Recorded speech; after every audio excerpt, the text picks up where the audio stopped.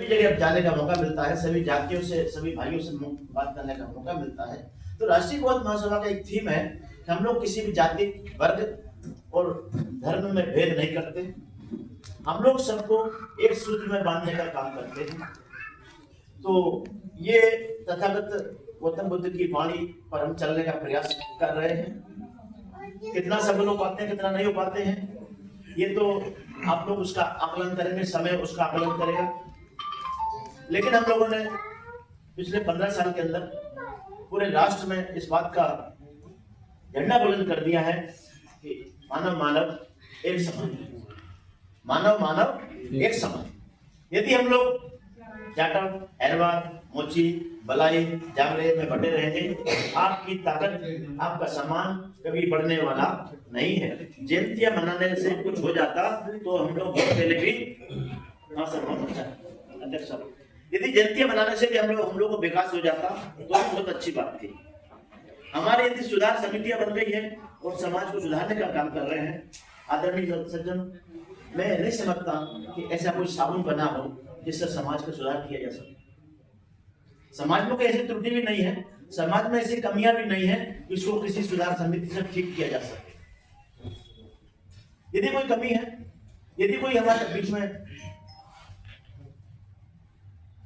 कहना चाहिए कि इन्फिनिटी है, वो है हमारे विचारों की। विचारों पर हम यदि रविदास जी महाराज की जयंती की बात करें तो मैंने उनके विचारों की बात करी है, तथागत की वाणी की बात करिए और बाबा साहब के कलम की बात करिए, लेकिन हमारे साथी बंदूक ले लेके हमारे सम्मेलन में आते हैं। बात कड़वी होती है, मेरी बातें मीठी नहीं होती है, मेरी बातें इतनी आसान भी नहीं है। इसलिए जो लोग चले जाते हैं मैं उनका स्वागत करता हूँ। अच्छा चले गए, फिर समय से चले गए, नहीं तो पता नहीं और क्या करते, बंदूक चला देते। बंदूक रखी होती तो मैं बोल नहीं पाता। निश्चित रूप से यदि बाबा साहब के हाथ में बंदूक होती तो आधे भारत को मार जाते हैं। उनके पास इतना पावर आ गया था कि वो बंदूक चला चला के सबको मार देते हैं।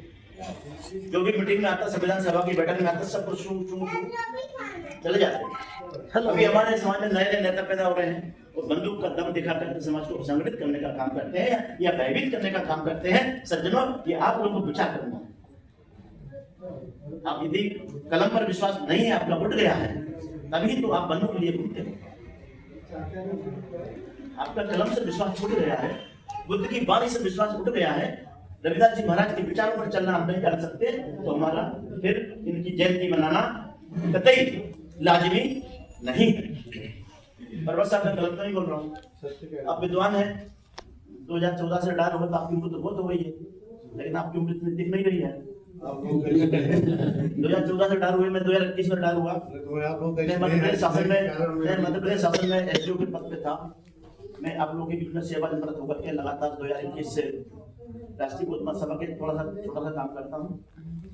तो हम चाहते हैं, हम ये चाहते हैं कि हमारे महान पुरुषों की विचारधारा की एक श्रृंखला बने, एक माला बने, एक क्रम बने।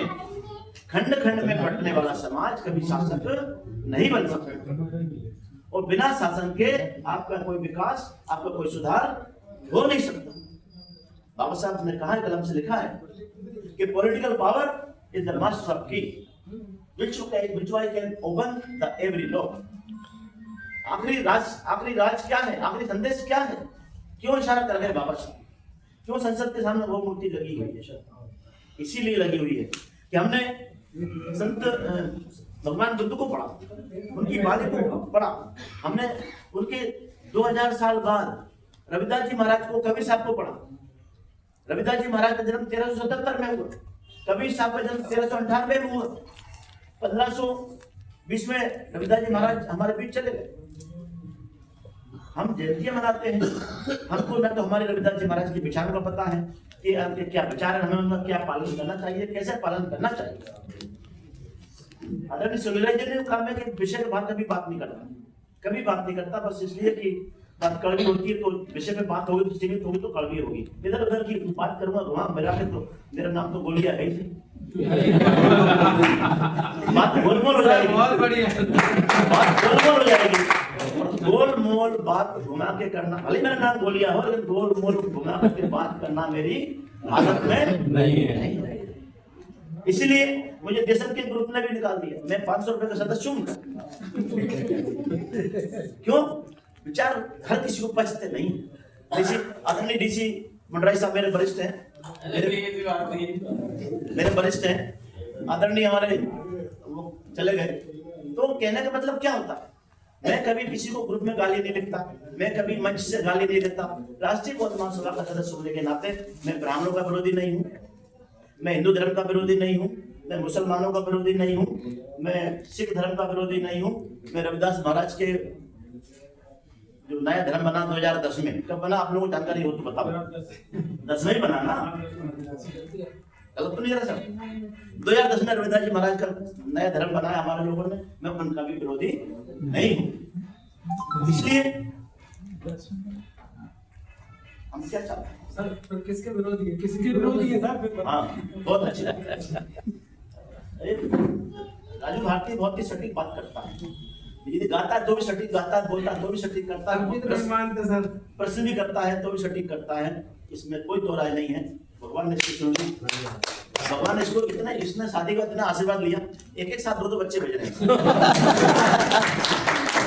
इतने शादी के बाद इतने आशीर्वाद लिए, वास्तव में इस सबका आशीर्वाद राजू भारती को फल गया। हमारे देखे एक बच्चा मेहनती मुश्किल से हुआ है, राजू भारती के दो एक साथ।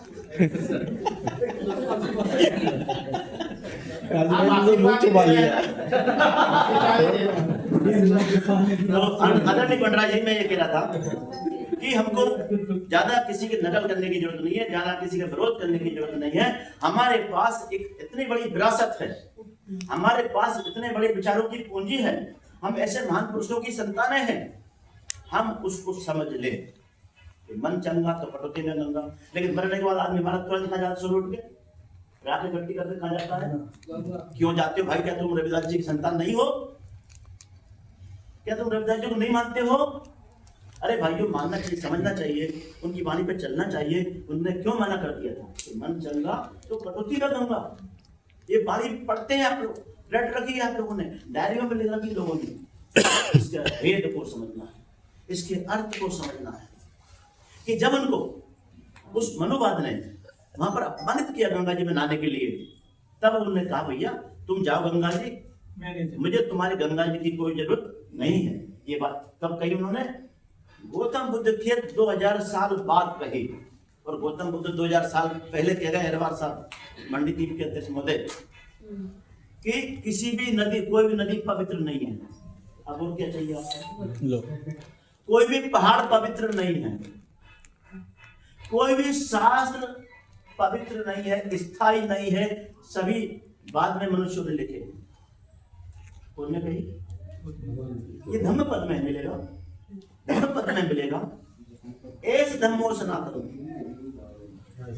तथागत गौतम बुद्ध कहते हैं कि बेर से बेर खत्म नहीं होता, अबेर से बेर खत्म होता है। तो उन्होंने फिर क्या कहा? एस धम्मो सनातन। जो विद्वान साथी है समझ लो कि अभी जो सनातन का बहुत ज्यादा बोलबाला चल रहा है, और हमारे जो जितने भी प्रबोधनकार लोग बैठे हैं, आप सभी को उनका समय पर जवाब देने की आदत डालना चाहिए। लेकिन आप कब दोगे आदत, कब जवाब दोगे? जब तथागत बुद्ध की वाणी को, धम्म पद को पढ़ लो। एस धम्मो सनातनो, एस धम्मो सनातनो एक शब्द, एक लाइन, एक पद है। इस पद के ऊपर आचार्य जिसने 12 पुस्तकों का प्रवचन किया, 12 पुस्तकें उनके प्रवचन में एक ही लाइन की नहीं बनी हुई है। क्या लिखा उसमें? शेडिंग क्या है? एस धम्मो सनातनो। तथागत गौतम बुद्ध का जो वाणी है, उनमें जो कहा है कि बेर से बेर शांत नहीं होता है, अबेर से बेर शांत होता है। एस धम्मो सनातन। अब क्या कह रहे हैं? हमारा धर्म सनातन है। टकराट पैदा होता है, होना चाहिए, वो क्यों नहीं होगा? और क्यों नहीं हारेंगे हम? क्योंकि हमारे वकील कमजोर है, हमारे प्रवक्ता कमजोर हैं, हमारे प्रबोधनकार कमजोर हैं। कुछ तो उनकी ताली में ताली बजाने लगते हैं, कुछ उनके विचारों में विचार बनाने लगते हैं और कहते हैं हाँ यार के वो IAS फरमा ने गलत बात के लिए। कोई कही ना बात, तभी किसी दिन उनकी बातों में बात मिलाने लग जाते हैं, काम गलत के लिए। बात ये नहीं है, बात ये है कि हमको हमारे विचारों का पता ही नहीं है, हमारी तथागत की वाणी का पता नहीं है, बाबा साहब के कानून का पता नहीं। ये बात ठीक है, वर्मा जी ने कही बात करने की शैली अलग हो सकती है या तोड़ मड़ोड़ करके पेश किया जा रहा हो। हम ये मानते हैं कि आईएएस ऑफिसर ऐसी बड़ी गलती नहीं करता, ऐसी बड़ी गलती नहीं करता। तो हमारा प्रबोधन ताकत, ब्राह्मण के अंदर क्या खासियत है? ब्राह्मण अपनी बात कह करके वो चला गया। क्यों कह के चला गया? तो उसको अपनी बात कहना था, उसको अपनी बात सुनना नहीं था।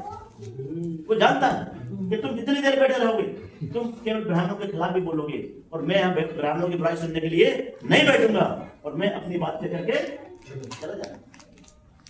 अभी 3 दिन हमारा शिविर था बोध गया में, राष्ट्रीय बौद्ध महासभा 3 दिन, निमोरे साहब 3 दिन ऐसे ही सैकड़ों लोगों के साथ हम लोग 3 दिन प्रबोधन किया।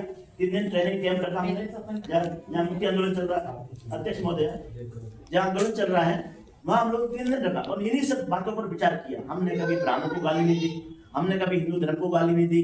तो कहने का मतलब क्या है? हमको हमारा धर्म ही मजबूत है, ऐसे धर्म सनातन, यही सनातन से आ रहा है। झूठ मत बोलो, हत्या मत करो, बलात्कार मत करो, व्यभिचार मत करो, चोरी मत करो, नशा मत करो। ये बात रविदास जी महाराज ने भी कही है, वही बात संत जी भी कह गए, और यही बात बाबा साहब ने भी लिख दिया है। अब मुसलमान होगा तो क्या बौद्ध धर्म को नहीं मानेगा? मुसलमान होगा तो संविधान को नहीं मानेगा? क्या हिंदू होगा तो संविधान को नहीं मानेगा? क्योंकि बाबा साहब ने रविदास तथागत की वाणी को, रविदास जी महाराज के विचार को, कबीर साहब की वाणी को उस संविधान में एक कलम से लिख दिया है, और कुछ नहीं किया है। महात्मा फुले साहब के विचार, उनको गुरु माना उन्होंने, गुरु मान करके उनके जो संदेश थे उसको संविधान में लिखा एक लाइन। तो फिर इसका मतलब ये हुआ कि भारत बौद्ध में है। मैं जो मुद्दे पर बात करना चाह रहा था रणवीर साहब, भारत बौद्ध में है, भारत बौद्ध में था, और भारत बौद्ध में रहेगा। हम लोग उसकी पैरोकारी नहीं कर पा रहे, हम लोग उसकी पैरोकारी नहीं कर पा रहे, हम उसके विचारों की रक्षा नहीं कर पा रहे। जयंती हमारा करके हम उन विचारों को समझे। हमारा संविधान एक एक लाइन बोलता है, हमारे राष्ट्रीय प्रतीक चिन्ह एक एक शब्द बोलते हैं कि भारत बुद्ध में था, भारत बुद्ध में है, और भारत बुद्ध में रहेगा। तब ही तो हमारी विरोधी विचारधारा के लोग क्या राग अलाप रहे हैं? हिंदू राष्ट्र। अरे भाई, हिंदू राष्ट्र बना लो, कितने दिन चलेगा तुम्हारा हिंदू राष्ट्र? देख लो, नकल कर लो नेपाल की। जनता अब इतनी बेवकूफ नहीं रही, जनता बहुत जागरूक हो गई है। हम मेरे समाज के लोगों से आगे उठकर विनती करना चाहता हूँ, हमको जागरूक होना है। यदि कोई घटना कोई होती है तो सब के सब लोग दौड़ने की आदत डालो, सबके सब दौड़ने की आदत डालो, मरे हुए मूर्ति की तरह घर में रहने की आदत छोड़ दो। जरूरी नहीं है कि वो घटना आपके घर में हो। इस पर मैंने कविता लिखी सर, लिख दूं, पढ़ा दो थोड़ा सा, व्हाट्सएप पे है, लिखोगे राजू? मैं सर कविता लिख लूंगा, गा भी देंगे फिर बढ़िया। 2 मिनट में पढ़ता हूँ। अभी लेटेस्ट लिखी, वर्मा जी को लिखी, इसी विषय पर लिखी है।